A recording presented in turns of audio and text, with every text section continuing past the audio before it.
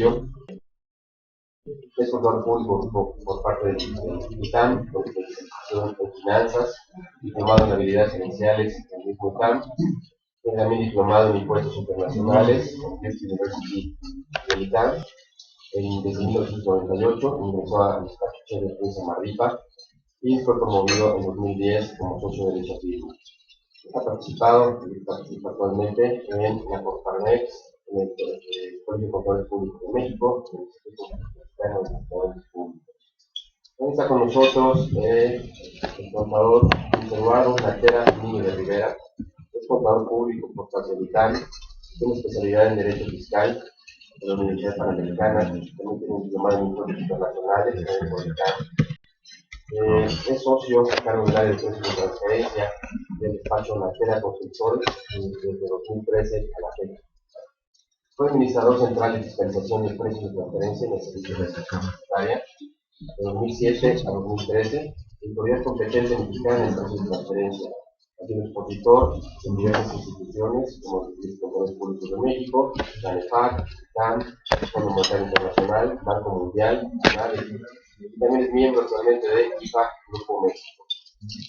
También nos acompaña el licenciado César Gregorio de la Parra Bello, es licenciado en Derecho por la Universidad Iberoamericana, tiene una maestría en impuestos, certificado en impuestos internacionales por Georgetown University Law Center. En 2001 trabajó en el despacho Bello Gallardo, Bonetti y García, y desde 2002 ingresó al despacho de Marripa, donde actualmente es socio de la firma. Es miembro de las comisiones de Derecho Fiscal y Derecho Constitucional y Amparo en la Asociación Nacional de Abogados de Empresa ANADE. Muchas gracias por aceptar nuestra invitación y bienvenidos. Y bueno, ¿quién empieza después?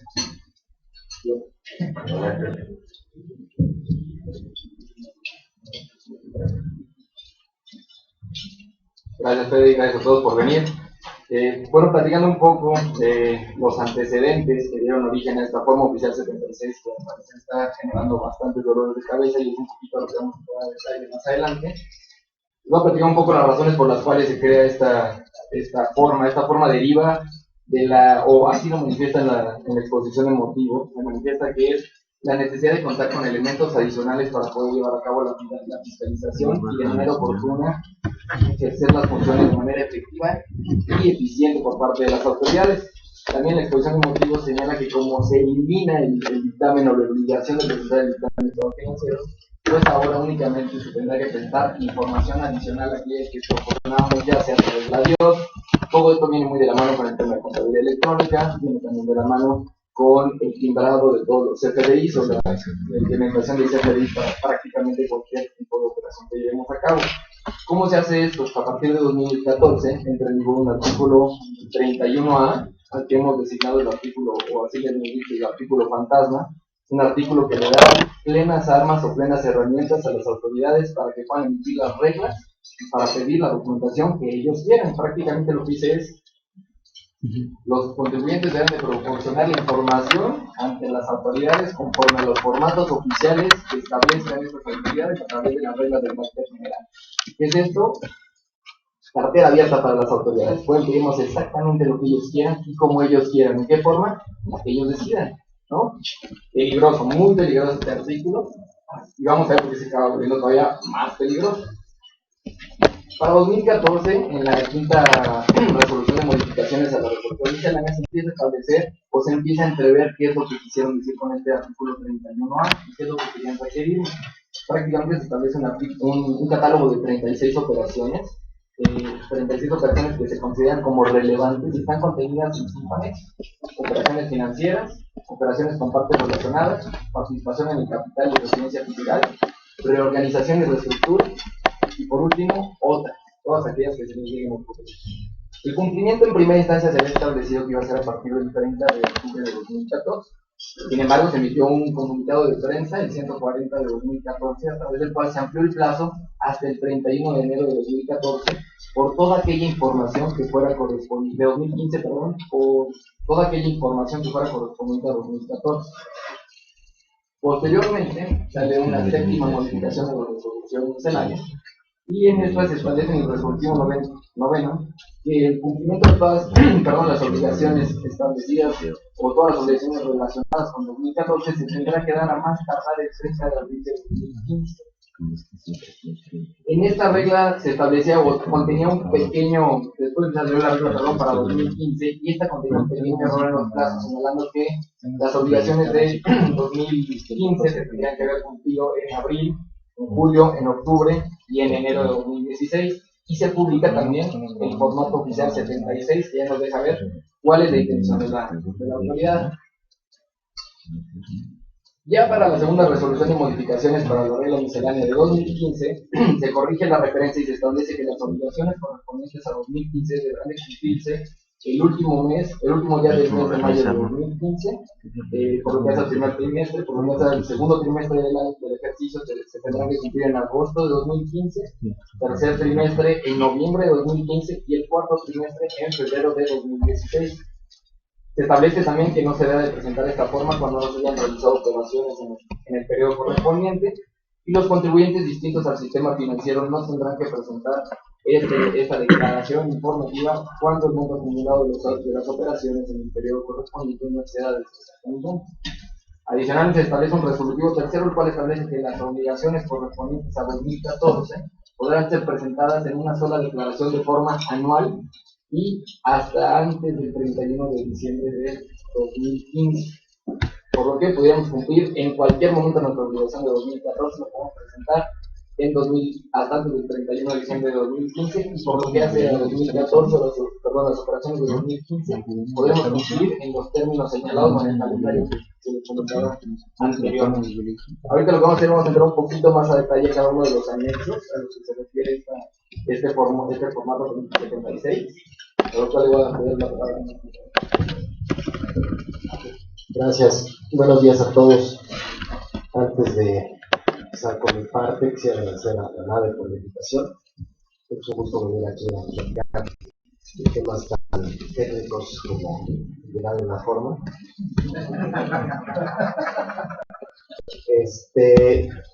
Pero bueno, ahorita en la parte que a mí me corresponde, y a manera también de un pequeño antecedente, quisiera compartir con ustedes que vamos a ver las preguntas durante la presentación. Luis y yo vamos a ver las preguntas, y muchas veces las preguntas no quedan claras, y lo que ha pasado ahorita en la práctica es que hay un instructivo de llenado, que ese es, digamos, el documento más reciente, porque este formato, este anexo primero fue un Excel, y cuando salió el Excel hubo una sección que también se publicó en la página del SAT de preguntas frecuentes. Ese es el segundo documento fuente, pero en muchas de las preguntas y en muchas de las respuestas que vienen en esa página, pues están enfocadas al primero de los formatos, están enfocadas también a lo que decían originalmente todas las reglas que ahorita nos decía César, que históricamente han cambiado. Entonces, es un poco complicado ver o tratar de interpretar qué quieren en unas preguntas específicas recibir las autoridades. Y esto nada más para que también lo sepan, porque muchas veces puede decir, oye, ¿y eso de dónde lo concluiste o de dónde lo sacamos? Ha habido reuniones, muchas reuniones con la gente del SAT, en donde ha estado, por ejemplo, organismos profesionales y organismos empresariales, y ya en las reuniones se han contestado una serie de preguntas y también una serie de criterios que incluso nos han contestado las autoridades de forma verbal. Y el tema es que al interior de Hacienda, cada uno de estos anexos o de estas secciones que vamos a ver del formato, están siendo de alguna manera reglamentadas por las áreas de fiscalización. Por ejemplo, el primero de ellos, que es el de operaciones derivadas, pues está mucho más involucrada la gente de fiscalización del sistema financiero. La gente de fiscalización del sistema financiero tiene en la cabeza más o menos claro lo que quiere recibir, pero esa parte que más o menos la tiene clara no está para nada clara, ni en el instructivo, ni en las preguntas, ni en las preguntas frecuentes, ni en el anexo 76. Entonces, mucho de lo que ahorita vamos a ver, sobre todo en esta primera parte, es una especie de collage de todo está diseñado, ¿no? Para muestra un botón, en la parte que voy a ver ahorita de operaciones financieras, lo que dicen es, esta regla de 60 millones, olvídala. Esta regla de 60 millones para las derivadas no aplica. Ahorita vamos a ver por qué.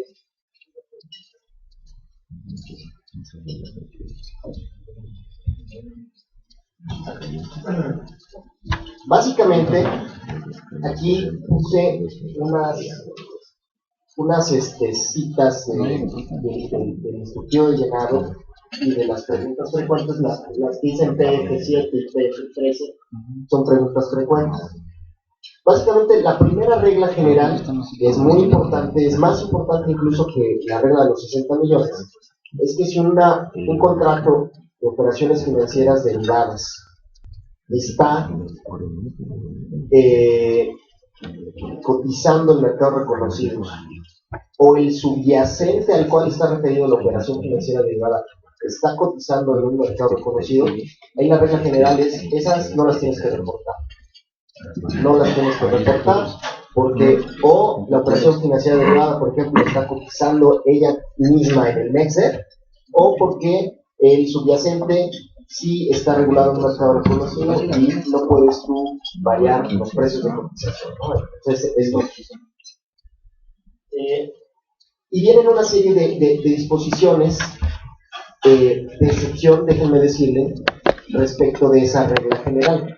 La primera es la que viene en el segundo párrafo, que dice, oye, nada más le tienes que reportar esas operaciones cuando el valor de las cantidades iniciales o las primas, por ejemplo, en una operación que se conoce como opción, por ejemplo, al inicio de la operación represente más del 20% del monto del nocional al cual está referido. Aquí empezamos con los tecnicismos financieros, fiscales, y a lo largo de todas las preguntas, a lo largo de todas las respuestas y los instructivos, se confunde para efectos, digamos, financieros o para efectos generales, de lo que es un subyacente en las explicaciones y lo que es un nocional. En principio, por ejemplo, si hay una operación referida al dólar, ese es el subyacente, el dólar. Y el dólar, o al tipo de cambio, pues va a ser 15 pesos, 18 pesos, ese es el subyacente. Y el nocional, habitualmente, es el cuántos números de ese subyacente está referido. Por ejemplo, una derivada para comprar dólares en el futuro a 18 pesos, ese es el subyacente, el dólar, y el nocional sería, ¿cuántos dólares vas a comprar? $1.000.000. Ese es el nocional. Aquí a lo largo van a ver de estos temas, las disposiciones confunden estos dos conceptos financieros, confunden el tema de subyacente y el tema de nocional. Y aquí lo que dice primero es que cuando tú pagues una prima que sea mayor al 20% del valor del subyacente, tienes que reportar. Pongo un ejemplo medio absurdo. Hoy que el tipo de cambio, déjenme inventar, está a 15 pesos, firmo una derivada del tipo de cambio a 20 pesos, pues ahí claramente mi subyacente está excediendo el 20% del valor de mercado actual. Pero imagínense que el nocional son $1.000.000 y yo nada más pago una prima, voy a exagerar, de $1.000. La prima, los $1.000 que pagué, no es mayor al 20% del nocional, aunque el valor del subyacente respecto del valor que yo pagué en la operación sí es mayor al 20%. Entonces son de los temas que ahí dices que tengo que reportar, subyacente o nocional. Ya lo que nos dijeron es, básicamente subyacente nocional para ellos es lo mismo y se están refiriendo, esperan recibir información respecto al valor nocional. Otra cosa importante de todas estas excepciones es que si caes en alguna de ellas, los 60 millones para la mente de la fiscalización es, a mí a mí ese límite no me aplica. Si tú caes en la excepción, aunque sea un peso reportable, un centavo o 1.000 millones, pues puedes reportar. Después, hay una multa que también habla de un 20%. Esa que es similar se refiere a que es un poquito la que yo les decía que comparas el subyacente nada más. Oye, si hoy pactas una derivada y el valor de referencia o el strike price que dicen los financieros, o el valor al cual vas a intercambiar la mercancía o lo que sea al final de la operación, excede de un 20% del valor de mercado de esa misma mercancía, índices, etcétera, al día de la celebración, también me la tienes que reportar. ¿Cuándo? Pues también la celebración.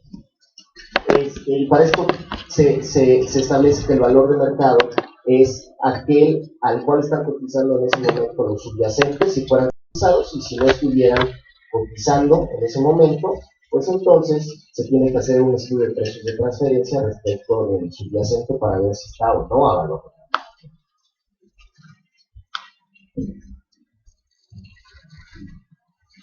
Perdón, es que no me la aprendí de nuevo.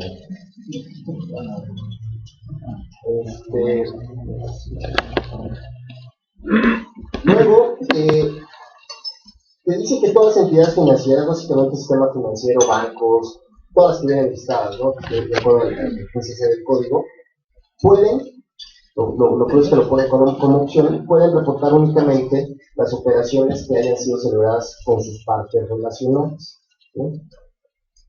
Y finalmente lo que dice es que únicamente se tienen que reportar, esta pareciera una regla general, pero ahorita van a ver que no se cumple, solo se deben reportar las operaciones financieras que hayan sido vencidas o que lleguen a vencimiento, o cuando se liquiden. Esto cuando lo platicamos con la gente del SAT, lo que nos dijeron es, no, a mí las liquidaciones no me importan. Voy a poner un ejemplo. Imagínense que hay una derivada que puede ser un swap de tasas de interés, por ejemplo, en donde hay que medir los movimientos de las tasas de interés. Por ejemplo, típicamente es una tasa fija contra una variable, y si al cierre periódico, que suele ser al mes, hay un movimiento a favor o en contra, se pagan liquidaciones mensuales. Entonces ahí había una duda muy importante de, por ejemplo, si yo tengo una derivada, déjenme pensar que cada mes yo hago una liquidación de 20 millones de pesos, 20 millones de pesos y 20 millones de pesos, y en el trimestre tengo 60 millones. Eso lo reporto. ¿Y cuándo lo reporto? Porque puede ser que sea un trimestre montado. Oye, ahí dice en la lámina, la última lámina que nos decía César, que los 60 millones son por periodo. Si estamos hablando de un trimestre, debemos llegar al absurdo que si la derivada se celebró en enero y pagué 20 millones en enero, 20 en febrero y 20 en marzo, sí la tenga que reportar. Pero si la celebré en febrero y pagué los mismos 60 millones, nada más que montados, 20 en febrero, 20 en marzo y 20 en abril, pues en el periodo del primer trimestre nada más tengo pagos por 40 millones, y en el segundo trimestre nada más por 20, y no la tendría que reportar. Entonces nos dijeron, no, eso sí dice liquidaciones, pero no le hagas caso a liquidaciones, nada más vete a vencimiento, no le hagas caso a los 60 millones, eso no existe. Y aquí la regla es la siguiente: si es derivada referida a subyacente o derivada bursátil, que dice en algún mercado, no la reportas excepto en estas excepciones. Ahorita vamos a ver esa excepción. Y luego hay una última regla general que te dice, oye, si con las características específicas de la derivada hace que puedas entrar en uno o más rubros, solo repórtala en uno, y en el apartado de comentarios ahí tienes que poner que califica en varios, pero tú la pusiste en este. Una cosa importante que creo que deben de tener en mente, ya en el tema operativo, que lo olvidó comentar, es que hay dos formas de enviar la información al fisco. Hay una forma, todas es entrando a la página del SAT, se da el acceso a donde está el anexo, y cada una de estas preguntas que vamos a ver se habilitan por anexo y por pregunta. Y ya después que se habilitan, trae ahí la opción. La opción significa que tú manualmente, vía línea, déjenme llamarlo, puedes incorporar cada una de las operaciones relevantes, una a una en la página de internet. Eso obviamente puede generar un montón de tiempo, y si se te cae el internet, si te saca el sistema, pues se pierde toda la información. Eso, por ejemplo, si tenemos una compañía que nada más tenga una operación al trimestre, se puede llevar fácilmente, pero si tenemos una compañía, por ejemplo, que haga muchas derivadas, como pudiera ser el caso de los bancos, ¿no? Que eso se dedican muchos de ellos a hacer de operaciones financieras derivadas o partes relacionadas. Ahí, en esa misma forma, te deja una opción para que incorpores un anexo. Ese anexo es un archivo de carga masiva, un archivo batch que le llaman, que ahora mismo es un archivo de Word, y tiene todo un instructivo de 76 páginas para darte las características de lenguaje y técnicas de cómo lo tienes que llenar. Y para que lo puedan visualizar más o menos, tú tienes que llenar ese archivo de Word más o menos como si fuera la firma electrónica que viene hasta abajo, el sello, de un comprobante fiscal digital. Tienen datos y luego una rayita, ¿no? Se llama pipe, ¿no? Y luego otros datos, una rayita pipe, otros datos, una rayita. Y así, por cada una de las preguntas tienes que generar un archivo de Word. De ahí se puede meter muchas operaciones eso es para que el sistema, cada vez que haya un pipe, automáticamente lo pueda traducir y también llegue de forma automática al sistema. Y un dato curioso es que todas las preguntas son obligatorias. Si tú no respondes una, no te deja continuar el sistema. Y luego, ahorita vamos a comentar casos curiosos. Luego hay preguntas como, ¿pagó dividendos? Sí. Diga usted si los dividendos lo pagó a partes relacionadas o partes no relacionadas. Digo, nada, díganme usted cómo le hago para pagar un dividendo a partes no relacionadas. Pero así hay muchos temas así que debemos ver, ¿no? Y entrando a las preguntas, entrando a las preguntas, la primera de ellas es pago de cantidades iniciales. Primas en la gran mayoría de operaciones financieras debería ser representado más del 20% del valor del subyacente. Y aquí está copiado igual. Esa es la pregunta, está textual. Y en el instructivo lo que dice es, se deben de reportar al momento en que se realice el pago, si dichos pagos son más del 20% del valor del nocional. Aquí se empiezan a confundir. Oye, arriba dice subyacente y en el instructivo de llenado dice nocional. Aquí lo que esperan, si nos vamos a mi ejemplo de los 20 pesos por dólar versus 1000 pesos de prima y $1.000.000 de nocional, lo que quieren es, en esta pregunta, si los 1000 pesos de prima rebasan al $1.000.000 de nocional. Hay operaciones que no hacen sentido. Hay unas operaciones, por ejemplo, cross currency swaps, en donde puede haber ¿qué es un cross currency swap?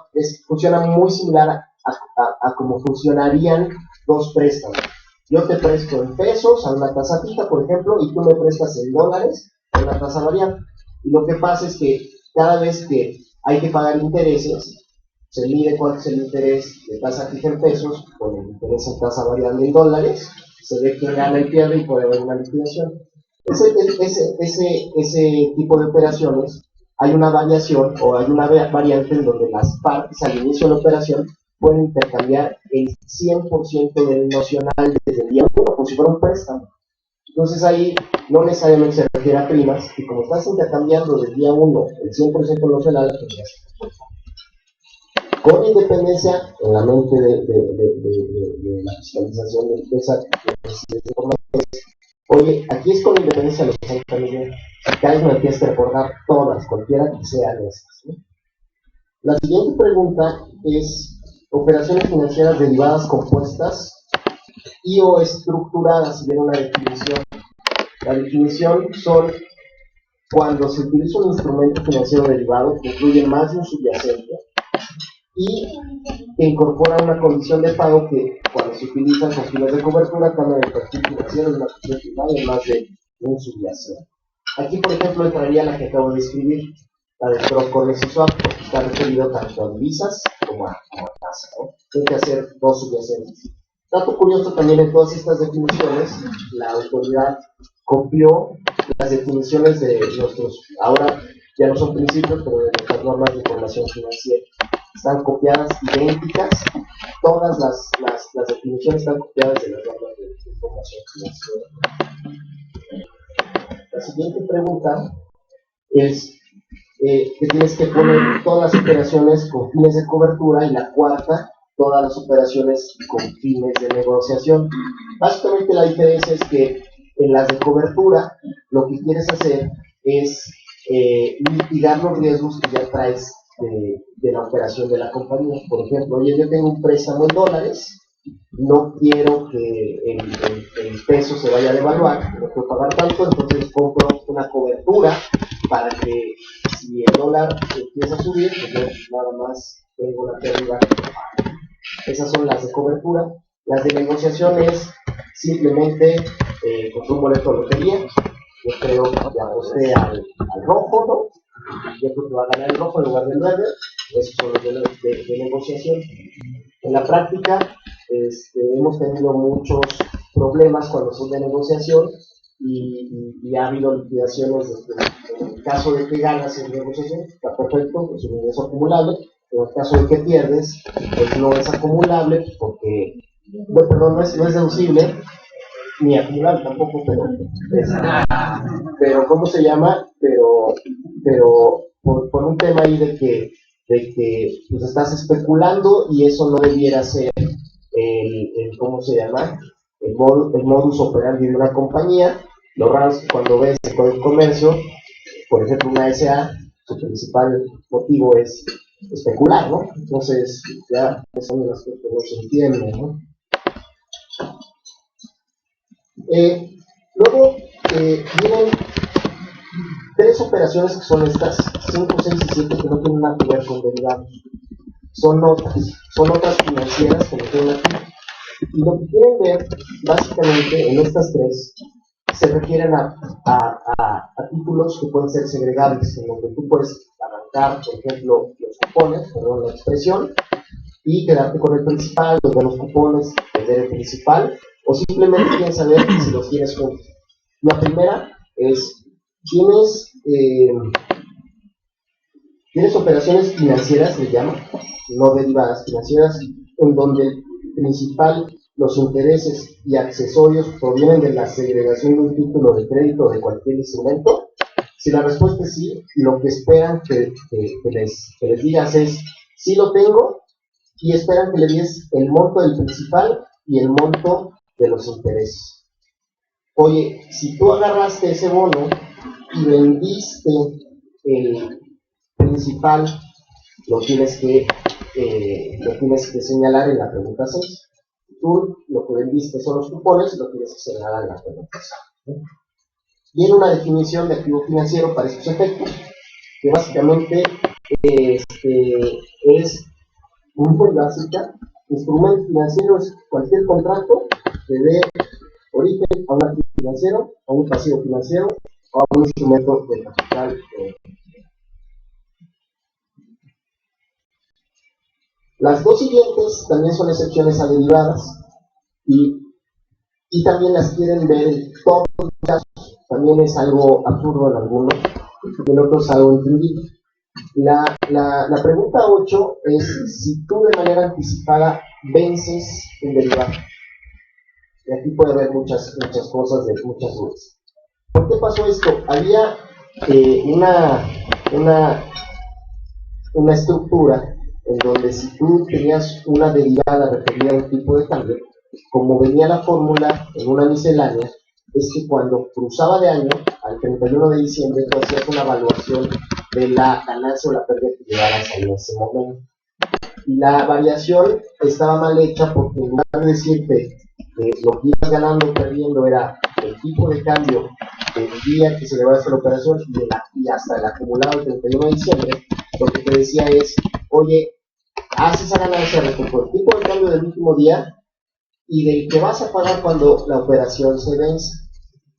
En el ejemplo por ejemplo, que yo les decía que hiciste un derivado de 20 pesos cuando hoy estabas a 15, si hoy fuera diciembre y estuviera el tipo de cambio a 15.30, en lugar de decir llevas ganado 30 centavos o perdido 30 centavos, lo que te decía es llevas ganado 15.30 versus los 20, que es lo que pactaste al final de la operación. Tú te da una ganancia o de 4.70 o una pérdida de 4.70.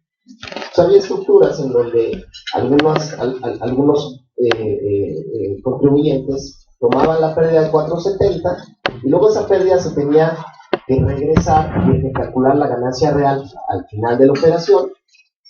Y lo que decía esta regla es que cuando vencía la operación hacías ese recálculo.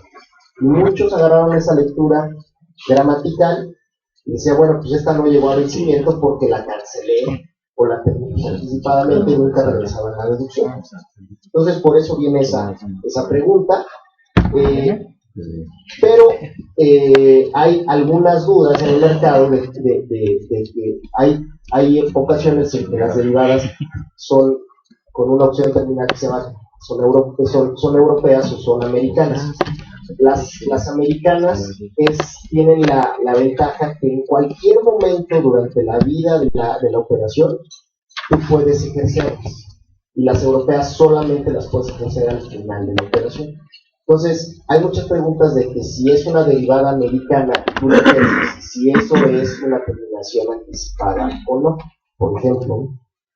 Y la última, que también es una cosa muy rara, es, imagínense que yo tomo una opción para comprar dólares a 20 pesos, y ahorita el dólar está a 15.30. Pues no voy a ejercer mi opción para comprarla a 20 pesos, es un seguro que no choqué el coche, no lo voy a usar. Bueno, pues si no ejerces la opción, en todos los casos quieren que reportes esas operaciones, ¿no? En términos generales, hablando de derivadas, que es lo más complicado de este nexo, yo diría que este es el resumen. Sí, la regla general es las operaciones financieras que son bursátiles o que están cotizadas o subyacente está cotizado en un mercado, no se reportan, y siempre se reportan. La 1 siempre se reporta, la pregunta 1, que es cuando la prima, el 20% del valor nominal, es más grande, ¿no?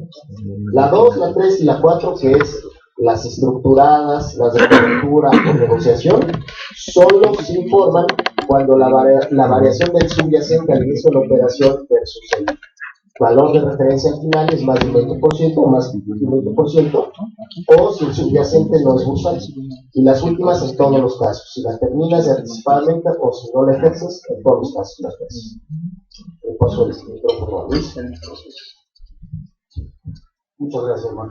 Bueno, pues igual voy a tomar en primer lugar agradecer la invitación a la NADE y su presencia en esta mañana para platicar sobre esta forma oficial. Vámonos al anexo 2, que nos habla de operaciones con partes relacionadas, donde, otra vez, tal como lo he estado comentando Marco Polo y César en un principio, bueno, pues no es claro lo que nos están preguntando y tenemos que tratar de adivinar, ver cuál es la intención.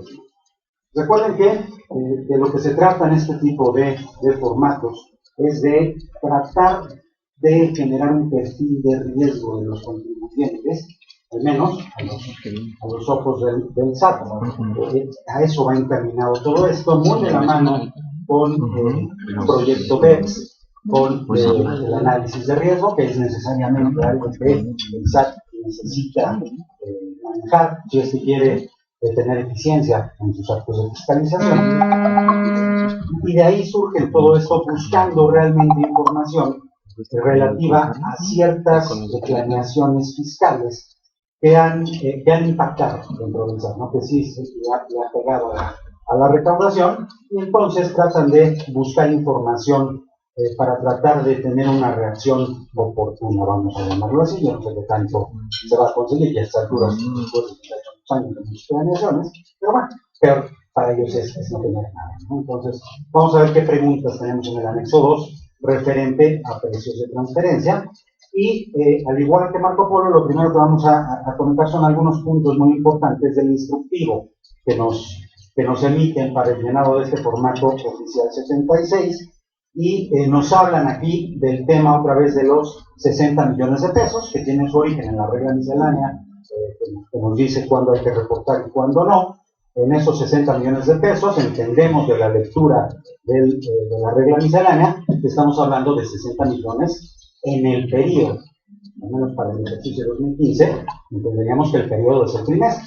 Pues bueno, dentro del instructivo otra vez entramos en discrepancias, y nos hablan de que podrán no reportarse los ajustes siempre y cuando no excedan de 60 millones de pesos en forma acumulada en el ejercicio fiscal por cada tipo de transacción.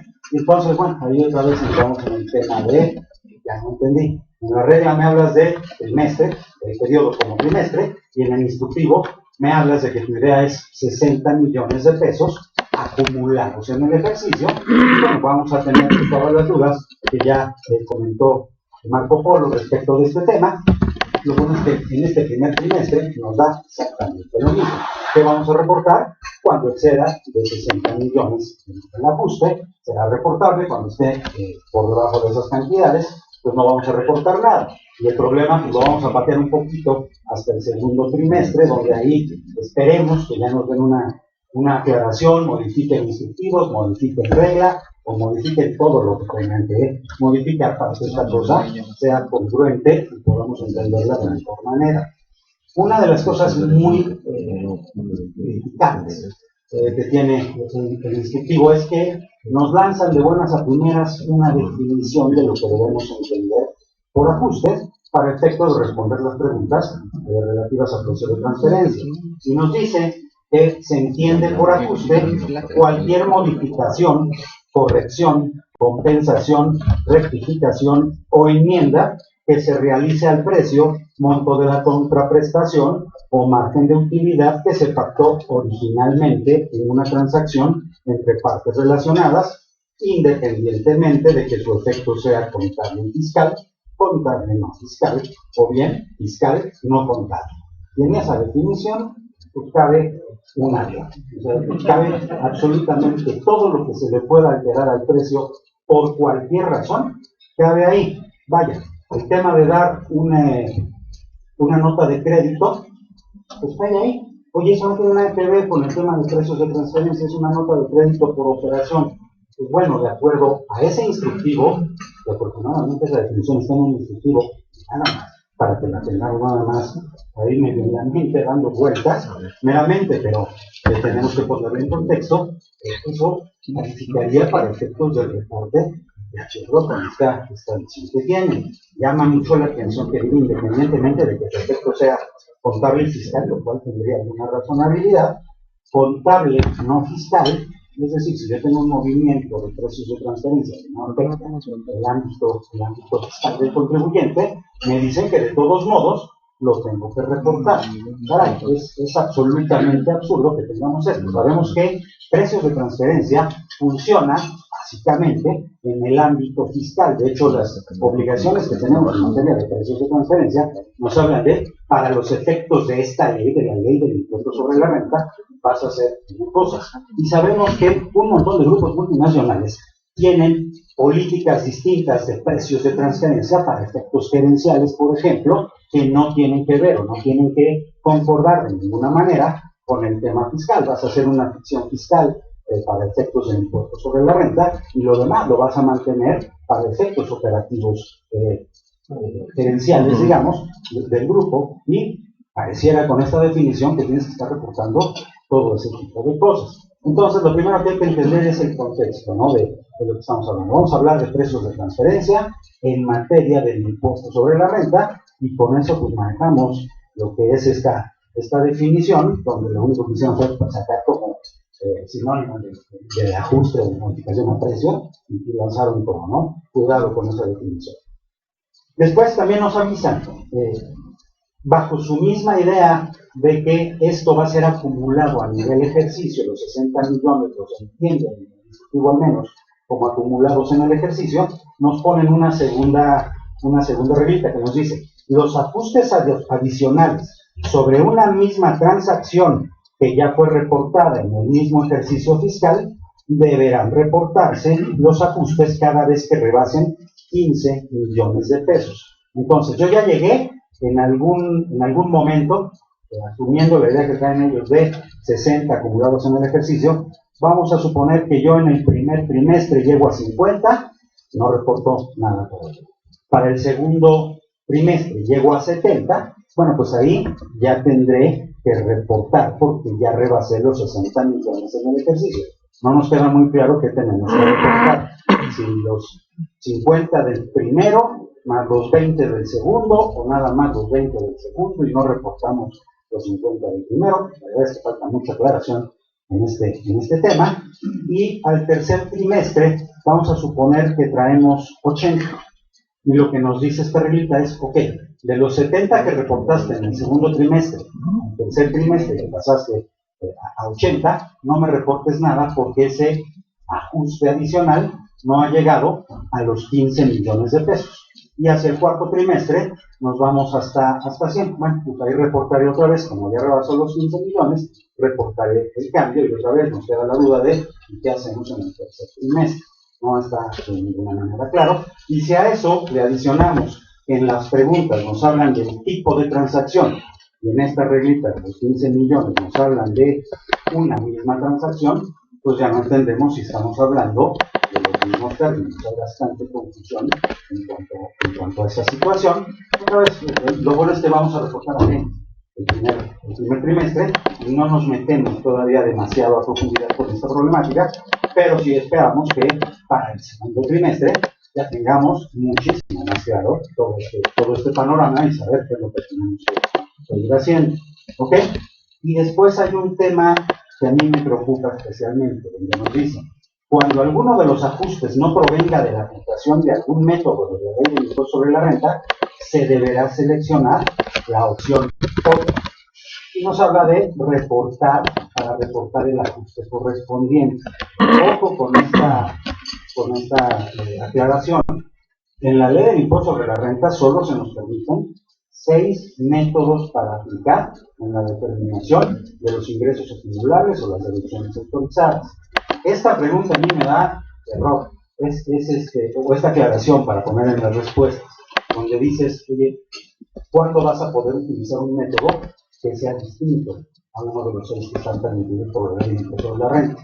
Vamos a suponer que yo tengo una operación con Argentina y ellos tienen un sexto método que es distinto a los que nosotros utilizamos acá. Voy a reportar esa operación hecha bajo el sexto método. A mí me da la impresión total de que esto es un anzuelito para decir, tú ya solito en la declaración ese método distinto, ese ajuste, empieza las deducciones que vamos a desconocer por completo, empieza los ingresos, ya veremos qué vamos a hacer respecto de eso, pero es clarito un anzuelo para que los contribuyentes solitos se inculpen respecto de lo que están haciendo. Mucho cuidado, solo tendría sentido el reporte de este tipo de operación cuando provenga de un ajuste correspondiente. Hablando en términos muy técnicos de precios de transferencia, un ajuste correspondiente es aquel que tuvo origen en el extranjero en la revisión de algún contribuyente, le hacen una auditoría, le determinan un ajuste de precios de transferencia. Obviamente, será seguramente el beneficio del fisco del otro país y solicitas la aplicación del ajuste correspondiente en México y nuestras disposiciones fiscales únicamente permiten eso a través de la celebración de un procedimiento de acuerdo mutuo. Entonces, ahí, oye, fue con un método distinto. Bajo el tamiz de un MAP, eso sí puede llegar a ocurrir. En vista de que estamos a nivel de tratados, llevando a cabo este tipo de situaciones. Pero solamente tiene razonabilidad en ese contexto, en el contexto de un ajuste correspondiente, donde necesariamente debes tener un MAP para que sea aceptado. De otra manera, tampoco va a ser aceptado. No hay ajustes automáticos en nuestra ley del impuesto sobre la renta, ajustes correspondientes automáticos, me refiero. Entonces, mucho cuidado con esta aclaración que tenemos, ¿vale? Si nos vamos ya a las preguntas específicas en materia de precios de transferencia, nos vamos a encontrar con que tenemos 5 sencillas preguntas. ¿Okay? Las primeras 4 se refieren a ajustes de precios de transferencia. Por eso primero nos definieron lo que ellos en su cabecita entienden por un ajuste, que ya comentamos. Y la primera nos habla de la realización de ajustes en el ejercicio actual que han modificado en más de un 20% el valor original de un tipo de transacción con partes relacionadas correspondientes a ejercicios anteriores, para quedar pactadas como lo harían con o entre partes independientes en operaciones comparables. ¿Ok? Nos hablan entonces de ajustes que se hagan en un ejercicio que correspondan a ajustes de ejercicios anteriores. Entendiéndolo de buena fe, o pensando que tenemos buena fe en el asunto, tal vez se refieren, y lo hemos comentado con la gente del área de precios de transferencia, se refieren a ajustes que tú hagas en tu estudio de precios de transferencia, en este ejercicio, que es donde normalmente vas a hacer el estudio de precios de transferencia, lo haces hasta el pasado, no lo vas haciendo en tiempo real, no tiene mucho sentido, salvo en algunos casos con la aplicación del método de precio comparable en tiempo real. Bajo cualquier otra circunstancia, tu ajuste tiene que ser pasado. Es, ok, estás haciendo el ajuste en 2015 respecto de 2014, a ese tipo de ajuste se refiere y lo vas a reportar para mí. Oye, ¿no abre la posibilidad de pensar que podemos hacer ajustes a ejercicios anteriores y un análisis de precios de transferencia posterior? ¿Podemos tener esa situación? Pues la pregunta daría como para que nos entrara la duda al respecto. Creo que las disposiciones fiscales no dan como para llegar a una conclusión así, pero puede ser, y ese me parece que puede ser otro ganchito como para decir, ok, tú estás haciendo ajustes a años anteriores en un ejercicio posterior. Ojo, ponle ahí un semáforo más que amarillo, ponlo más bien naranja, todavía no llega a rojo, pero naranja, si es. Y vamos a tocarle la puerta a ver qué está haciendo este compañero. Naranja subido, efectivamente. Naranja cuasi rojo. Entonces, cuidado con ese tipo de interpretaciones o de respuestas que pueden resultar como impulsivas. Hay que pensar bien lo que estamos reportando. ¿Ok? En este caso de la pregunta número 1, solo la vamos a responder cuando ese 20%, ese ajuste que represente más del 20%, supere los 60 millones de pesos que tenemos como parámetro para reporte. ¿Ok? Y en su caso, bueno, harás algún comentario en el sentido de, ok, como rebasó el 20, rebasó 60, por eso estoy respondiéndolo aquí. Porque ese mismo caso se pudiera responder en la pregunta número 2, es decir, califica en las dos preguntas. La pregunta es exactamente igual, nada más que en lugar de referirse a un exceso del 20% respecto del precio que estamos modificando, nos habla de un ajuste de más de 60 millones de pesos. Entendemos entonces que un ajuste de precio de transferencia es relevante cuando supera los 60 millones de pesos. Y los más que son irrelevantes. Nos encantaría pensar que esa es la conclusión, pero no para nada. ¿Ok? Es meramente un par, ¿sale? De ejercicios anteriores. Y después nuestras dos siguientes preguntas son exactamente iguales. ¿Verdad? Son exactamente iguales, solo que nos hablan de ajustes que se hayan efectuado por parte de los contribuyentes correspondientes al ejercicio actual. Entonces, aquí están pensando de ajustes de precios de transferencia donde se vaya modificando dentro del propio ejercicio el precio, la contraprestación o el margen de utilidad a través de la realización de parámetros que nos pueden ir guiando para no, en algunos casos los grupos multinacionales hacen este tipo de estudios previos, vamos a llamarle así, donde van ajustándose para que al final no haya un impacto muy relevante. Y platicando con la gente de la Central de Precios de Transferencia, nos han dicho es que eso nos importa mucho, ver cómo se comporta el contribuyente en el inter del ejercicio.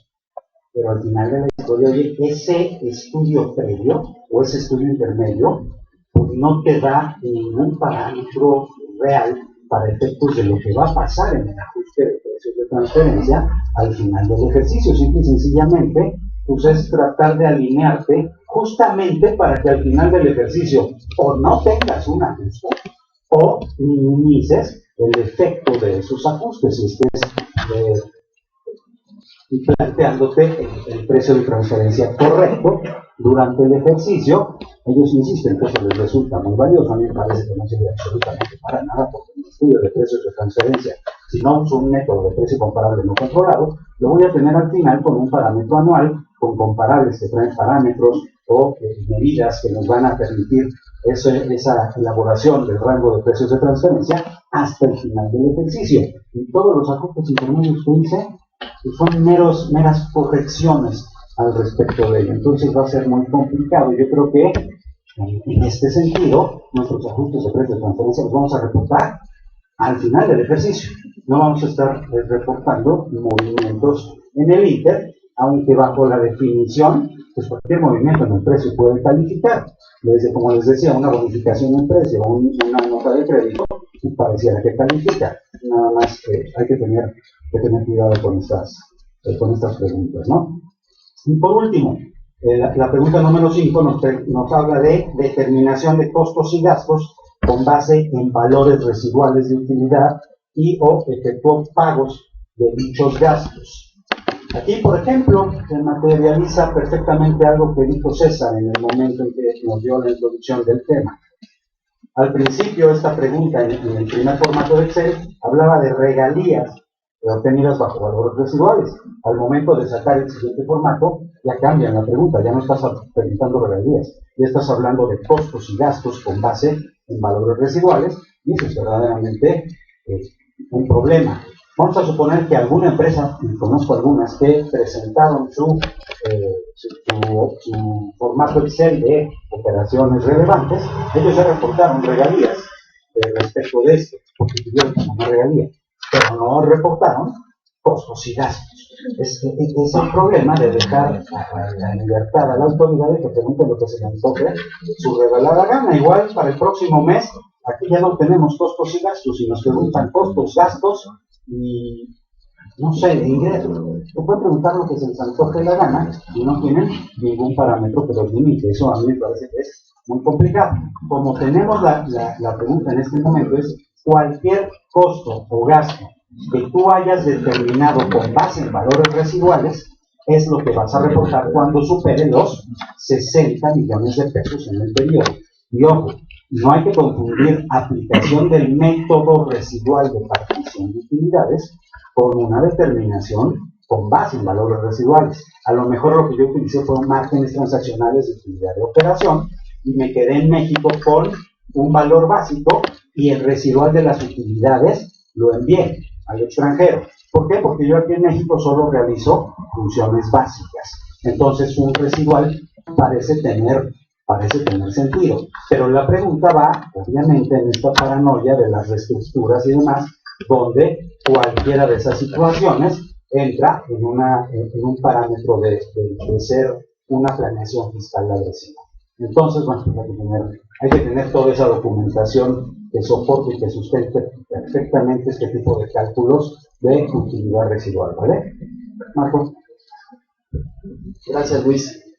Pues hasta aquí, yo creo que estas dos primeras anexos o dos primeras secciones de la forma son las más complejas.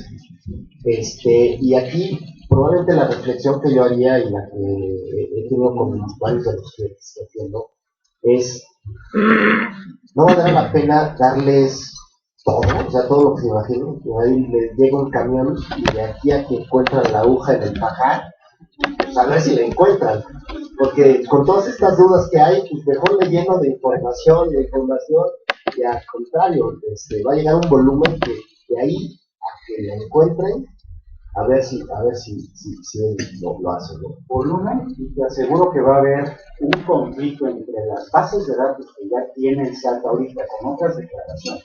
Cuando les llegue toda esta información que cada quien va a mandar como Dios le da a entender, eso va a ser una colisión que no van a saber ni por dónde va a estar el asunto. En lugar de perfilar riesgo, van a descuadrar todo lo que ya tienen. Yo también lo creo así. Sí. El siguiente anexo se llama participación en capital y residencia fiscal. Básicamente aquí, las dos primeras preguntas lo que quieren es que una emisora de acciones mexicana diga si hubo un cambio de accionistas o socios de forma directa, que eso está muy fácil, o de forma indirecta. Aquí la primera acotación es de forma indirecta, ¿a qué nivel? O sea, si soy la subsidiaria del nivel 400 de un grupo internacional y cambia el nivel 345, ¿cómo me voy a enterar? Y dos, ¿cómo te lo informo? Y aquí las tres reglas básicas son, lo que esperan es, solo infórmame cuando la operación rebase 60 millones, aquí sí aplica la regla general, y solamente infórmame aquellas operaciones que haya un cambio de control, entendido como control, el control efectivo a grado tal que tú puedes decidir el reparto de utilidades y dividendos. Por ejemplo, oye, yo tengo el 10% de las acciones y tengo por ese 10% el derecho a poner a todo el board de la compañía. ¿Controla la empresa? Pues sí, para todos los efectos generales sí la controlas, pero si tú vas a la asamblea con ese 10% de participación y el 90% de tus socios dice no hay reparto de dividendos, para estos efectos no hay cambio de control. Está muy rara la definición de control. Y hay una excepción que te dice que si ese cambio de control se hace por acciones que cotizan en bolsa, el gran público inversionista tampoco la tienes que reportar de forma directa e indirecta. La tercera pregunta te habla de enajenación de acciones. Esta pregunta estuvo muy rara porque aquí sí no te habla de control, no te habla entre público inversionista, y si cualquier operación que rebasara 60 millones de pesos la tendrías en el periodo, la tendrías que declarar, ¿no? O que incorporar en este tema. Cuando fuimos con la gente que estaba viendo este tema, la respuesta fue, le hicimos varias preguntas. ¿De veras? O sea, una persona física que está vendiendo acciones en la bolsa que rebasan 60 millones, ¿la tiene que declarar? Aunque sea el 1% lo tienes que declarar, son 60 millones. Sí, ¿y por qué? Porque queremos tener la información de manera oportuna. Esa fue la respuesta oficial. Les dijimos, oye, cuando tú vendes, por ejemplo, hay un aviso de adquisición, hay un aviso de enajenación, en algunos casos que lo presentas 10 días después. ¿Qué más oportuno es? Un cambio fiscal se presenta 30 días después. Esto te va a llegar un trimestre después. No, sí tenemos que negociar. Y vamos a analizar si estas excepciones que la laminita, las de control y las de público inversionista, lo que están explorando es que activen también esas excepciones para la 3, pero ya les queda hoy y mañana para terminar de explorar antes de que se presente el primer trimestre. Bueno, hasta el lunes. Las siguientes tres hablan de cambios de residencia. La primera que dice si hubo un extranjero que cambió de residencia fiscal a México. La segunda es, oye, ¿tienes residencia en México y además en otro país para efectos fiscales? Y la tercera es,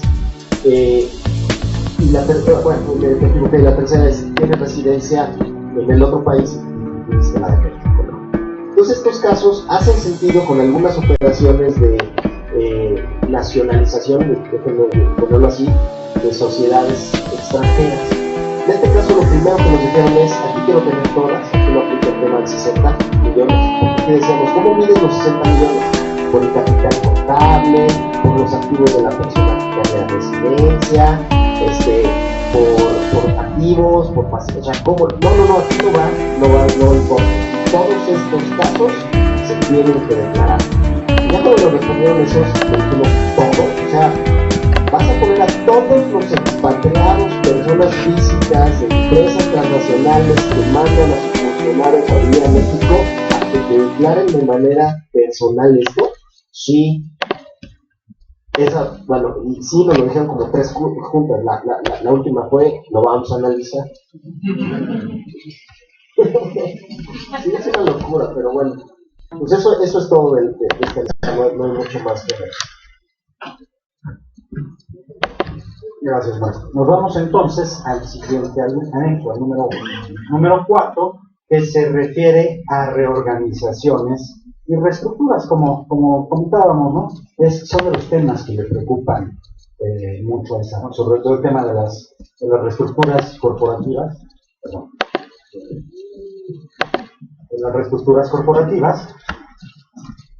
los tiene bastante nerviositos, ¿no? Con todo el tema de BEPS, le quieren dar un seguimiento más próximo y más oportuno. La primera pregunta no va en el sentido como tal de reestructura, sino más bien de reorganizaciones corporativas o de enajenaciones de acciones. Todos sabemos que cuando hacemos este tipo de reorganizaciones corporativas, a través de enajenación de acciones, si involucran empresas nacionales, vamos a tener o se nos permite hacer una venta al costo de las acciones, no habrá ninguna ganancia agravable en ese tipo de operaciones, cumpliendo con ciertos requisitos, ciertos parámetros. Si se involucran empresas extranjeras, bueno, vamos a tener un diferimiento del impuesto sobre la renta. Si se calcula una ganancia, puede tener un impuesto, pero va a quedar diferido hasta que también dejen de cumplir ciertos requisitos, hasta que salgan esas acciones del corporativo, el grupo de control, y bajo esa perspectiva nos piden el reporte de estas operaciones, igual como con Marco. ¿Y cómo tienen ya información suficiente de este tipo de reestructuras por los avisos que se tienen que presentar como para volver a pedir la información en esta informativa? La respuesta es exactamente esa, ¿no? Queremos tener esta información para tener manera de hacer cruces y demás, donde dices, lo único que vas a cruzar es las bases de datos que no tienes, porque vas a hacer un verdadero desastre con lo que ya tienes registrado en bases de datos de avisos, con lo que salga aquí en reportes.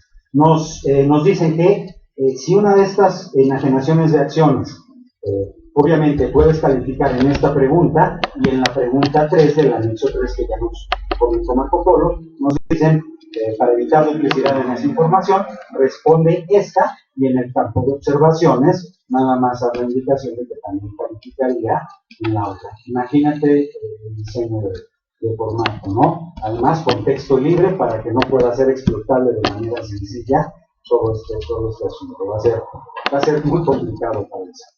La pregunta 2, ahí sí ya entramos en reestructuras globales, vamos a entenderlo así. Nos dicen, ¿realizó o nos preguntan? Ay, perdón, la primera pregunta, voy a adelantar, viene la definición para este anexo de lo que debes entender por reestructura.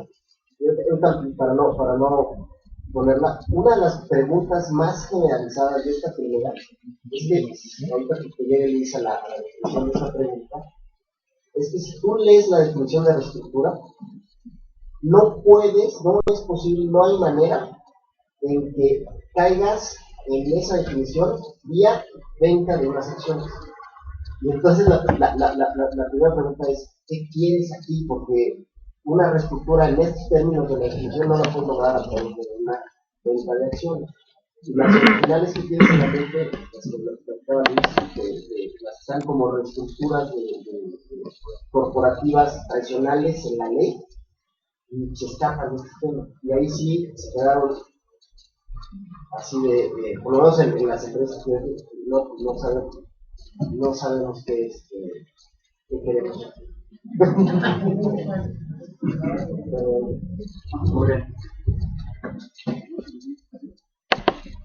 A partir de la pregunta 2 y 3 ya se refiere como tal a reestructuras globales. La pregunta 2 lo que nos piden es si realizó una centralización o descentralización de algunas de las funciones por parte del grupo económico al que pertenece. Evidentemente, esta es una pregunta que va totalmente enfocada al tema precios de transferencia, al tema BEPS. Si estás involucrado en alguna de estas estructuras internacionales, donde pasas de ser un distribuidor completo a ser un distribuidor básico, donde tus rendimientos se cayeron completamente, y ahora estás recibiendo meras utilidades residuales por funciones muy básicas, o un comercializador, o te convertiste en maquiladora, estás ahora realizando funciones administrativas auxiliares meramente. En ese sentido va esta pregunta. Las funciones que se involucran dentro del formato nos hablan de compras, funciones de tesorería, funciones de logística, cuentas por cobrar y cuentas por pagar, o funciones de nómina personal. Entonces, claramente van en ese tenor, ¿no? De ver si estás involucrado en una reestructura. Obviamente, pues va a ser un foco rojo para las autoridades, donde van inmediatamente a contrastar esto con las informativas de precios de transferencia para ver qué rendimientos estás teniendo, y le van a echar un ojo a varias información distinta que tú presentas a través de las diferentes declaraciones del BIM, para ver si hace clic con la manera en la que ellos están viendo el tema de reestructuras, que tiene mucho que ver. Si ustedes han revisado el tema de computación de precios de transferencia, lo que va a cambiar con el Country by Country Report, ahí van a poder ver más o menos cuál es el esquema en el cual empiezan a tratar de detectar este tipo de planeaciones fiscales y cómo las van enfocando las autoridades fiscales. Lo mismo va a ocurrir con este tema. ¿Ok? Pregunta 3. Si realizaste algún cambio en el modelo de negocios a partir del cual se realice o se dejó de realizar alguna de las siguientes funciones. Y las funciones que nos ponen aquí son maquila o manufactura, distribución o comercialización y servicios administrativos auxiliares. Todo encaja en este esquema de reestructuras globales, donde pues México aparentemente se ha visto muy complicado en este tema. La verdad es que lo que te puede dar un perfil de riesgo no es tanto que ya te hayas involucrado en estas situaciones, sino lo razonable que es realmente las funciones, riesgos y activos que estás utilizando, que estás involucrando en México respecto de este entorno de la reestructura. Si es congruente esto con lo que estás reportando, no debería de generarse un perfil de riesgo como tal, pero sin duda alguna ya va a ser un foco rojo que se está prendiendo aquí para las autoridades. Y ojo, nos piden que en estas preguntas solo se respondan cuando se involucre a una entidad residente en el extranjero. Entonces, cualquier tipo de reestructura que nada más involucre residentes en México no es reportable. Obviamente, lo que nos importa es el tema de bienes, ¿no? Que las utilidades se estén mandando al extranjero.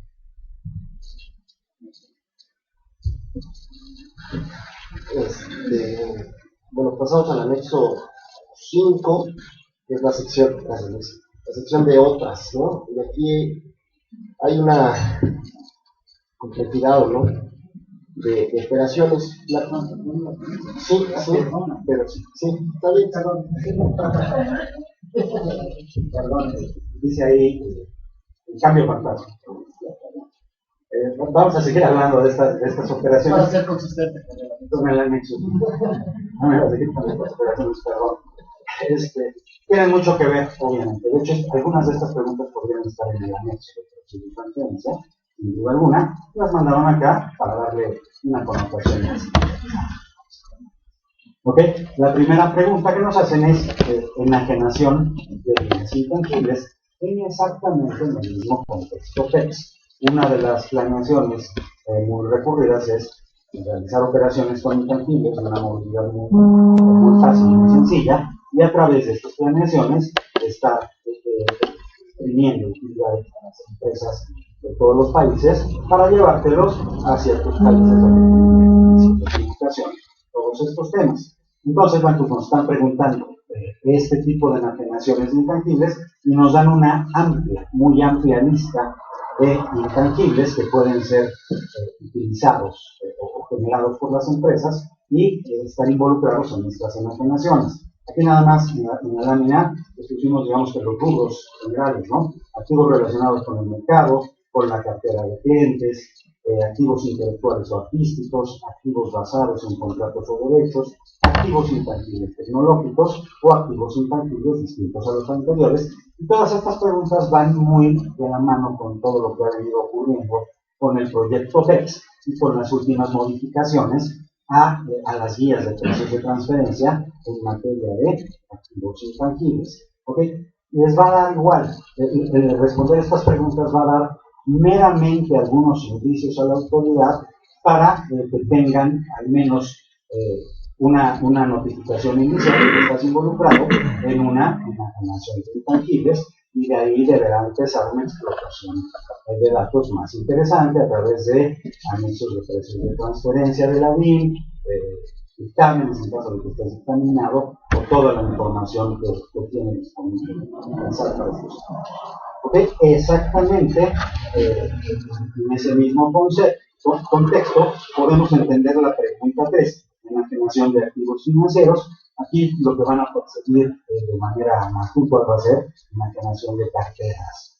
Por ejemplo, que se han visto varias prevenciones fiscales que involucran la enajenación de carteras de clientes. Aquí tanto ACFI como la central del sistema financiero andan muy inquietos con este tema. La pregunta 2, enajenación de un bien conservando algún tipo de derecho sobre dicho bien, pues va enfocado sin duda alguna a todas las planeaciones fiscales que ha detectado el SAT con la figura de usufructos. Se van a enfocar en ese tipo de planeaciones que han sido detectadas en años anteriores, se han combatido como se ha podido por parte de las autoridades a través de precios de transferencia, a través de la propia ACFI y bueno, se han tenido bastantes buenos resultados por parte del SAT, entonces quieren tener información más oportuna en este sentido. La 4, aportación de activos financieros a fideicomisos con el derecho de readquirir dichos activos, sin duda alguna es una pregunta que tiene sentido desde el punto de vista del SAT.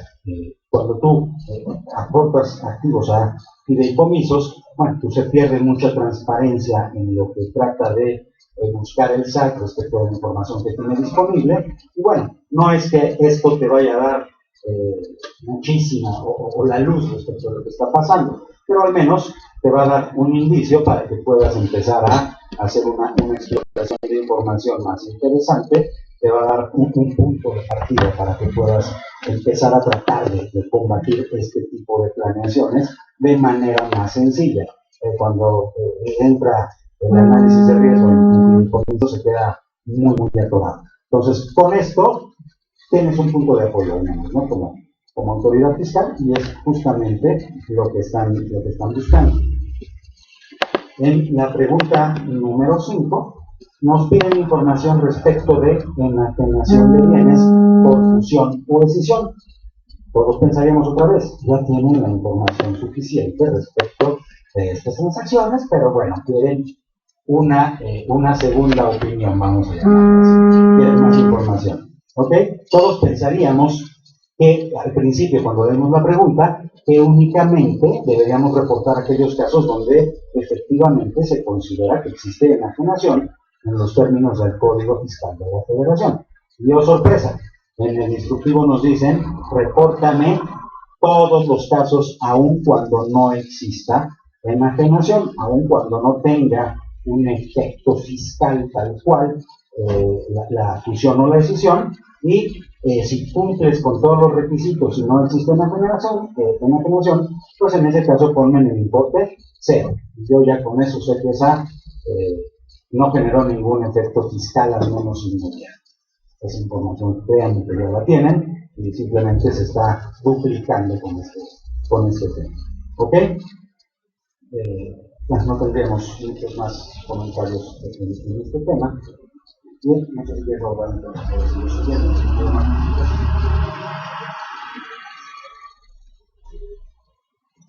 Aquí antes antes de continuar, otra vez generan muchas cosas. Ya cuando abren los campos específicos de las preguntas, por ejemplo, el de activos, de la generación de activos financieros, en muchos de los campos, por ejemplo, abre efectivo. Esa es una de las opciones. Oye, quiero que me informes la enajenación de efectivo. ¿Qué es eso? Si yo hago un aumento de capital, por ejemplo, en una empresa donde estoy pagando el aumento de 60 millones y una transferencia electrónica, transferí la propiedad del dinero y eso quieres que te informe. O hice una operación financiera derivada que no cayó en la primera sección y donde hubo una liquidación en especie que al final de la operación di tantos pesos y me dieron tantos dólares, o tantos dólares y recibí tantos pesos. Una efectivo ahí, y eso quiere que se te reporte. También muchísimos temas, los temas de activos intangibles. Ahorita veía los rubros, ahí hay una serie de activos, y por qué no, en todos los rubros viene uno que dice otros.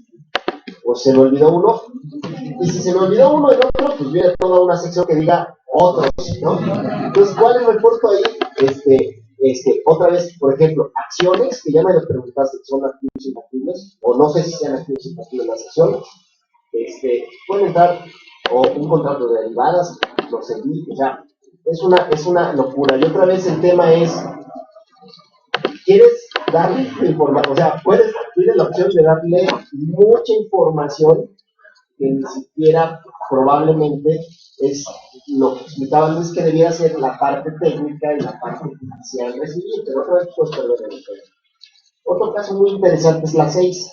Quieren que todas las operaciones en las que hubieras aplicado un tratado para evitar la doble imposición, donde la contraparte sea un residente en un país en donde rija un régimen territorial, las declares. Pero aquí lo raro es que cuando le pones las opciones de los países, salen todos los países del mundo, incluido México, ¿no?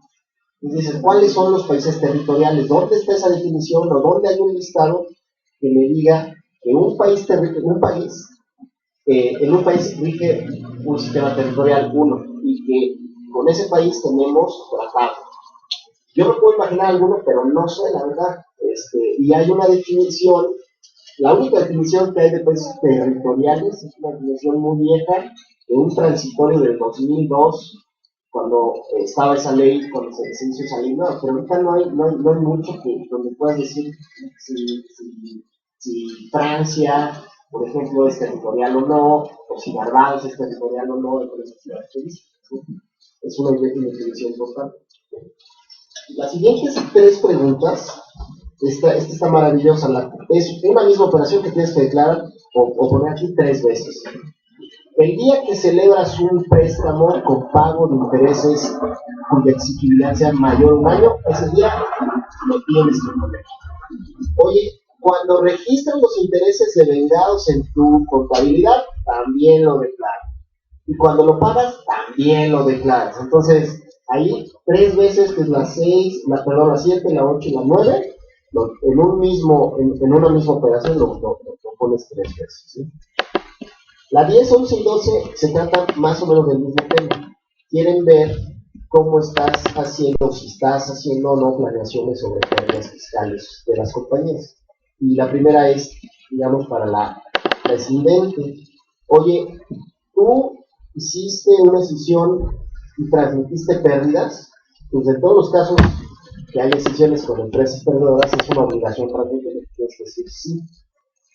Y aquí igualmente viene la misma pregunta que les decía. Oye, ¿usted comparte relacionadas o compartes independientes? Nada más dime cómo, si la escindida, cómo puede ser independiente, ¿no? La siguiente pregunta, la 11, no sé si la 11 es a la escindida. Oye, aquí escindida te transmitieron pérdidas fiscales con motivo de una decisión. Igual, ¿no? Y aquí dices, oye, ¿cuándo la informo, no? Al momento de la decisión. Lo que nos han dicho ahí es, yo quiero que las informes en el momento en que las estés aplicando, así sea a nivel de pagos profesionales, aunque no dice nada aquí la pregunta Yo hubiera imaginado que al momento de decisión, si no pérdidas por más de 60 millones, pensar en ese momento, no, es en el momento en que las aplicas, incluso si esto es a nivel de pagos profesionales. La 2 es muy similar también de pérdidas. ¿Se acuerdan que hay una regla que dice que si hay una empresa que tiene pérdidas y esa actúa como fusionante, las pérdidas que tenía la fusionante solamente pueden ser disminuidas de utilidades que se originen en la explotación de los mismos giros en los que dieron origen a la pérdida. Y ahí en esa misma tienes que informar si disminuiste las pérdidas en esos términos. Si actuaste como fusionante y después fuiste. Y la 13, aquí quieran, la 13 dice reembolsos de capital o pago de dividendos con los recursos provenientes de préstamos recibidos. Ha habido un poquito de confusión aquí, decir, oye, ¿qué tiene que reporte? Si yo tuve un préstamo mayor a 60 millones que lo utilicé para el pago, o si el dividendo del reembolso es mayor a 60 millones, aunque yo hubiera tenido acceso a un crédito de $1, no quiero que me reportes el dividendo o el reembolso, con independencia de que tú hubieras tenido un préstamo de un centavo de 1 millón. Y aquí igual están las preguntas raras de partes relacionadas. Aquí lo que están buscando es que digas el valor del reembolso con independencia del monto del préstamo. Ese, digamos, es todo el tema del anexo.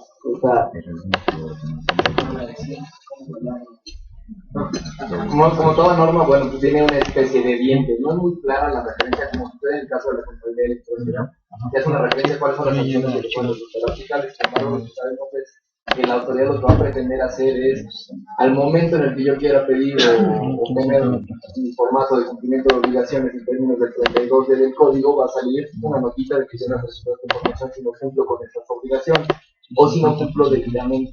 Esto nos va a imposibilitar para celebrar operaciones o para contratar con el gobierno, para acceder a ciertos estímulos fiscales y también podríamos tener una suspensión del padrón importador, lo cual son cuestiones muy graves en estos casos. Adicionalmente vamos a tener solamente 15 días para construir nuestra situación fiscal una vez que las autoridades detecten alguna irregularidad en relación con estos formatos, con este formato. Entonces va a ser muy importante el cumplimiento. ¿Qué podríamos hacer nosotros? Se puede presentar un amparo, evidentemente. Tenemos algunas garantías muy similares al tema de la contabilidad electrónica. Los documentos son seguridad jurídica, por el hecho de que están pidiendo información que ni siquiera ni son procedimientos ni mucho menos, y con base en el artículo 31A se deja al arbitrio de la autoridad pedirme lo que ellos quieran, no es, digamos, la carta abierta. La indularidad del domicilio, en el sentido de que van a estar pidiendo información, van a tener acceso a toda mi información, sin que exista un mandamiento por escrito, ni mucho menos, o que hayan ejercido facultades de comprobación. Van a tener toda su disponibilidad, lo cual si no está directamente vinculado con el artículo 42 de la novena y la facultad de la revisión electrónica, sabemos que puede ser utilizado y sabemos la extensez de este procedimiento y la gravedad de este procedimiento. La autoincriminación, el hecho, y como lo comentaba por ahí Luis Eduardo en una parte de su exposición, el hecho de que yo voy a tener que estar exhibiendo documentación fuera de un procedimiento de fiscalización, de un procedimiento jurisdiccional que incluso me podría autoincriminar y llevarme a sanciones mucho más graves. Tema importante a tomar en consideración si quieren interponer los medios de defensa es el hecho de que la Corte, en una resolución opresiva y muy rápida, el 13 de mayo, en la segunda sala, emitió una jurisprudencia en relación con la no procedencia de la suspensión que se solicite en contra de la obligación de ingresar este formato. Tema a tomar en cuenta, aún no se ha publicado el endoso de esta resolución, habrá que analizar en qué términos se emitió, una votación de 3-2, es un proyecto del ministro Medina Mora. El amigo de los perdón, se votó en contra de su proyecto porque se rumora que hay un proyecto en el que él había entrado con intención. Este es el oficial, yo nunca voy a aceptar. Perdón, vamos a dejar 10 minutos más para preguntas y respuestas si hubiera algo. Antes de que pasemos a preguntas y respuestas, me gustaría nada más dar 3 avisos rápidos. y perdón la intromisión, pero son temas importantes. La próxima semana, el miércoles 3 de junio a las 6:30 vamos a tener nuestro cóctel de bienvenida para nuevos analistas y para la celebración de la certificación de aquellos abogados analistas. El 4 de junio tenemos también un evento muy importante con el subsecretario de Electricidad de la CENER, el señor César Emiliano Hernández Ochoa. Este evento va a tener lugar en el Club de Industriales a las 8 de la mañana, de 8 a 10. Y finalmente invitarles a los que tengan niños y a los que no tengan niños también. Vamos a tener concierto familiar y familia danzas en el mundo para apoyar a proveer. Cortes de 250 pesos, y esto será el 4 de julio de 2015 a las 12 horas en la sala de Zagualcoyo. Perdón, ahora sí, por favor, si tenemos alguna, si tenemos preguntas o respuestas, y las debativas que nos haremos de este lado, nos agradecemos.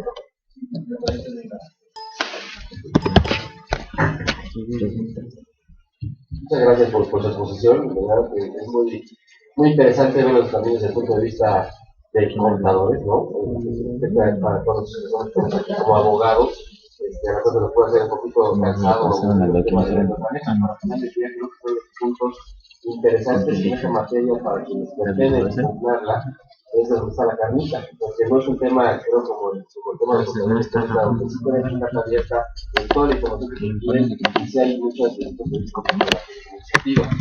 En este caso, el tema de las informaciones relevantes, creo que sí, aparte de que ya se llevó la suspensión de no fuera el atractivo de la actividad al amparo, creo que en este caso sí se debe de buscar los puntos políticos con los cuales se provoca una afectación. Al final del día, pues ya con toda esta información de una u otra manera ya se viene dando, la ansiosis, la regulación de las acciones, de las fiscales.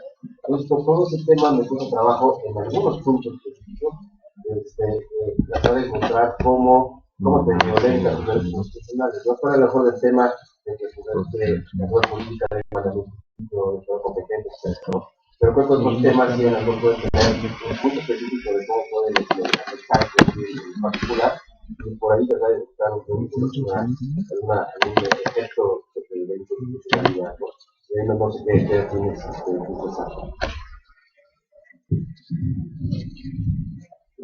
Evidentemente creemos que hay muchos errores de constitucionalidad, aún y cuando no se considera la suspensión. Los argumentos son bastante fuertes, como vimos aquí tiene muchos vicios. El tema de la autodiscriminación y los recientes precedentes que ha emitido la Corte parecían darle mucho más fuerza a este tipo de argumentos que van en protección de los derechos humanos, incluso para las personas morales, lo cual se torna mucho más relevante al momento de ir a pedir un amparo. Evidentemente sabemos que estos juicios van a acabar todos probablemente en un par de juzgados auxiliares que van a tener otra instancia, y se van a formar, ¿no? Traemos creo que alrededor de 17 temas diferentes en amparo que están analizando los juzgados auxiliares, y apenas han emitido sentencia respecto de los temas de los mineros decentes, y les faltan los engrosos de muchas otras más. Va a tardar mucho, y como decía Federico, efectivamente la suspensión era un gran atractivo, el hecho de no tener esta información, porque ¿qué va a pasar el día de mañana? Si como pasó con la consolidación fiscal, 5 años después se resuelve que esta obligación es inconstitucional o este formato es inconstitucional, el SAT ya se sirvió con la cuchara grande durante 5 años, y ya tiene la información que seguramente en 5 años ya estuvo utilizando cuando menos por 3 ejercicios. Entonces se torna muy peligroso, y existen, o como vos consideramos que existen muchos argumentos para que haya un amparo.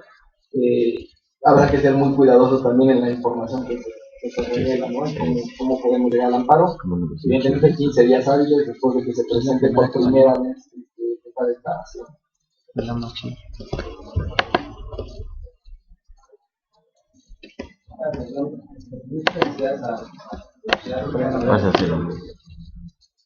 Muchas felicidades por la plática. La verdad es que, bueno, la parte contable siempre es bueno conocerla, pero creo que hay veces que los contadores no entienden cómo hacerlo, ¿no?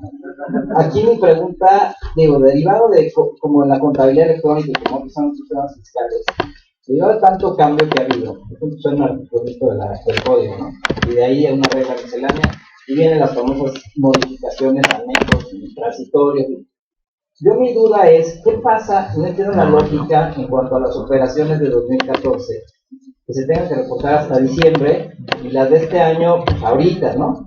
Pero ahí, y es un tema para los contadores, para los abogados, ¿qué pasaría si yo tengo una operación que reportar en 2014, pero no tengo aplicación, ahorita no tengo trimestral? Digo, me queda claro que pues hasta que la presente, ¿no?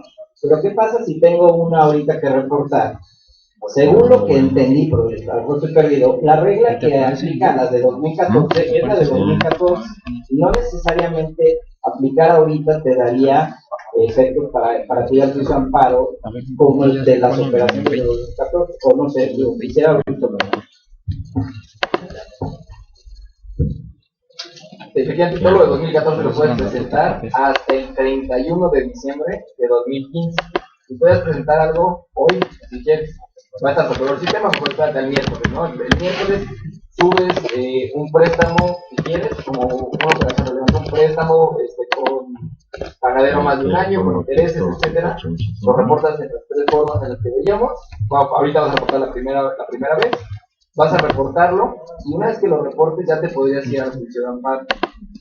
Entonces, con juicio de amparo lo que tienes que hacer es como aplicación en contra del 31A. No te puedes ir contra la regla miscelánea, te vas a tener que ir contra el artículo 31A del código y sería con tu primera aplicación 2014-2015. Si no tienes nada en el primer trimestre de 2015, ya te puedes ir contra 2014 si tienes una operación, un ejemplo que sigues, ¿no? De hecho, hubo un periodo que ya estaba subida como a la página del site esta intención de cambiar la regla miscelánea para decir lo que dice actualmente, pero como no había salido en el diario oficial, del estricto sentido estaba la del 2014, que en 2014 te decía ya la tienes que haber presentado antes de que saliera el diario oficial hubo un periodo en estricta teoría estabas en cumplimiento por toda la información de 2014. Pero ya con esto, y le preguntabas a la gente del chat que sacaban la tela de decir, oye, aquí hay una parte del código que dice que todo suba a toda la página de internet, que ya te generó derechos, tampoco andes haciendo las cosas.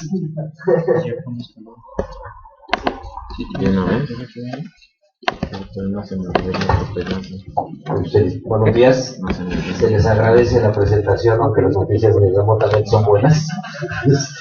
¿El color? Luis, hiciste muchísimo hincapié hablando de utilidades que se van al extranjero. La realidad es que nos aplica también a los que estamos aquí. No hay manera de tener un escapatorio, al menos no hasta donde hemos vislumbrado nosotros. Pero manejando 300 empresas o más, donde tenemos diferentes conexiones fiscales, donde hacemos fusiones, donde vendemos cartera a una empresa de navegación, etcétera.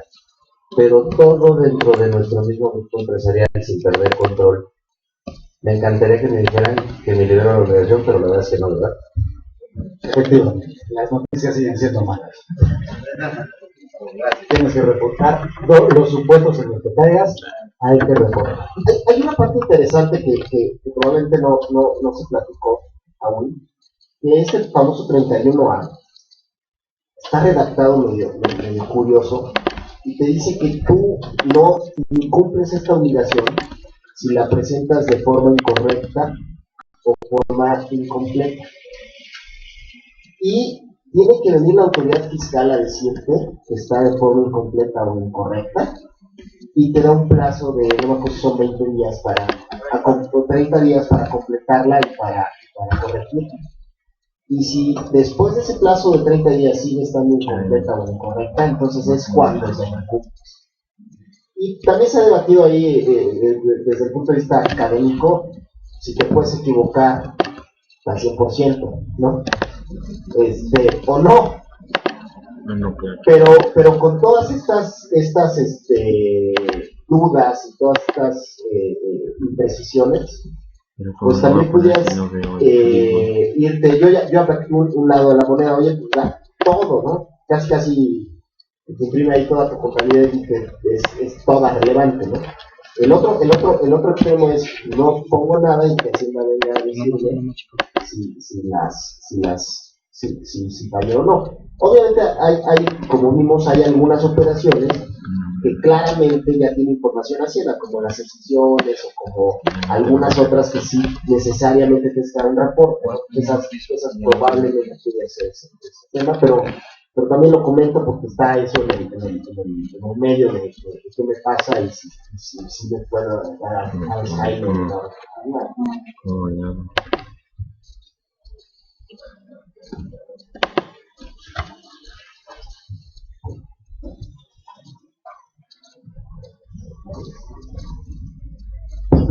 Yo solamente quiero hacer un comentario con relación al tema de la famosa suspensión. En su momento, cuando fuimos a platicar con el ministro, la autoridad lo que decía con el objeto de que los ministros resolvieran en el sentido de que no procede la suspensión, su argumento medular era en dos sentidos. Oye, vamos a lo que se hace rato. No se lo uno al momento de hacer mis ajustes de comprobación. El trimestre, la información no lo voy a hacer. Imagínate con 2014 van a ser oportunidades de un año. Y el otro argumento que le decían a los ministros es una informativa más. No hay ningún problema, el 76 de ley de renta establece varias. Sí, van a estar duplicando alrededor. Es un análisis alrededor de 14 o 15 operaciones destacado de las 36 ya están contenidas en el trabajo. Pero el problema, y hubo los ministros que votaron en contra, si tenían presente entender que yo lo entiendo, es una informativa más, pero las reglas de esas otras informativas efectivamente están contenidas en la ley. El problema de las operaciones relevantes es que el juez de mañana vamos a tener que reportar sí. Eso es lo peligroso que está teniendo. Gracias. Yo te diría, todo esto va, como decíamos, va muy de la mano con el enfoque BEPS, con lo que tenemos como resultado de las acciones 11 y 12, tratan de ir de la mano, ese es la historia que nos están contando, y vamos corriendo detrás de eso, ¿no? El SAT va cumpliendo con el esquema BEPS y se va adelantando y va haciendo, y toma en cuenta todos los temas que considera BEPS, salvo los que ponen cierto tipo de restricciones a las autoridades. Ahí dice el claramente todo el tema BEPS está bien, de manera de recopilar información que dice que no genere un costo o una molestia a las decisiones. Ahí dice rojo. Entonces, parte de lo que tienes que implementar o lo que tienes que tomar en cuenta en la implementación. Todos los documentos que se han emitido en muchos sentidos desde la reunión de Seúl y todo esto va y a esa parte no se le da ninguna relevancia.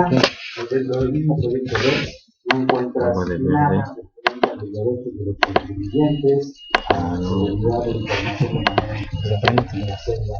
No hay nada en los proyectos y van en tropel respecto de las cosas que aparentemente pueden hacer. Es 63, 22 y 71. Pero no más, ya parece 100. No se te declara y vayas a reportar algo que te incrimine, cuando realmente no es el panorama, no es el que deberá. Eso les tiene sin los cuidados, ¿no? Ya que apuntar.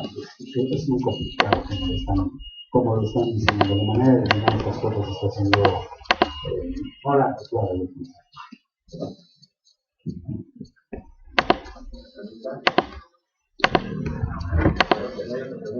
Muchas gracias a vosotros. Quiero dar un reconocimiento un convenio una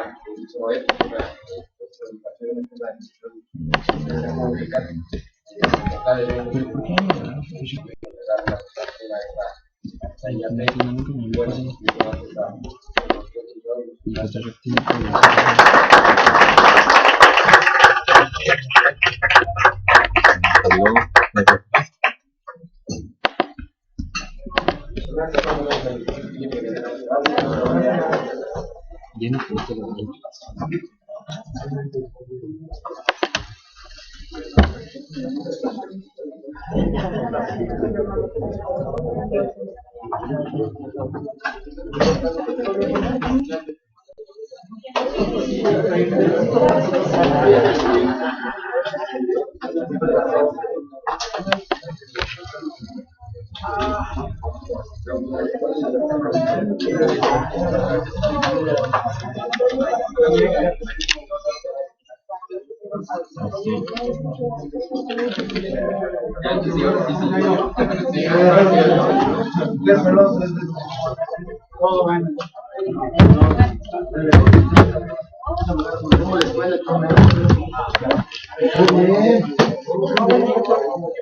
Buena experiencia.